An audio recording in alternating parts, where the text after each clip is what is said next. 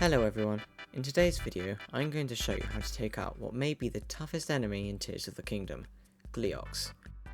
These hulking behemoths may seem almost impossible to defeat, but with the right strategy they can be relatively easy. To beat a Gleeok, you'll first need a decent bow, a relatively large supply of arrows, and a good strong melee weapon. You'll also need to get enough height to hit all three of the heads while in bullet time. This can be achieved by simply jumping off a ledge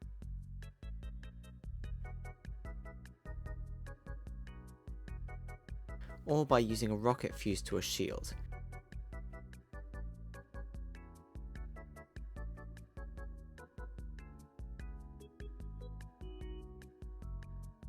If you're using the rocket shield method, you should first make sure you have at least 10 rockets. Each head has its own separate health bar, and depending on how strong your bow is, you may take them out in one hit. After stunning all the heads, the Gleeok will become stunned and fall to the floor. This is your opportunity to go in and hit the heads with your strongest melee weapon as much as possible before it recovers.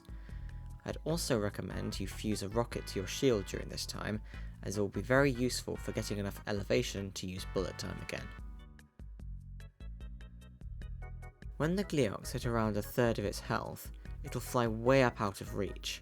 However, if you're quick enough to use your rocket shield, you should be able to stun it again before this happens. But if it does get away, don't worry, you can still reach it. While flying above, the Gleeok will start shooting attacks down at you. Depending on the type of Gleeok, these attacks will vary. Ice Gleeoks will summon giant icicles down on you. You can get on top of these and use recoil on them to get up to the Gleeok.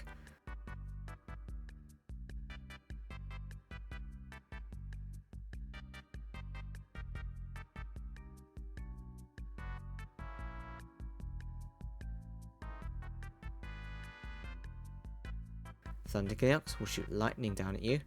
These cause small updrafts you can catch.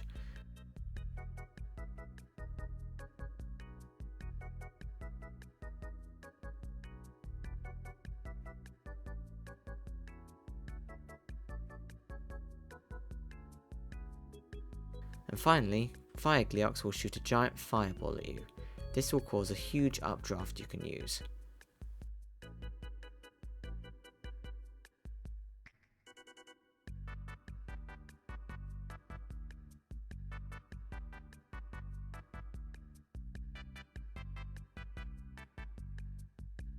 After several minutes of stunning and hitting the Gleeok, it should eventually die, rewarding you with a handful of Gleeok horns, wings, and guts.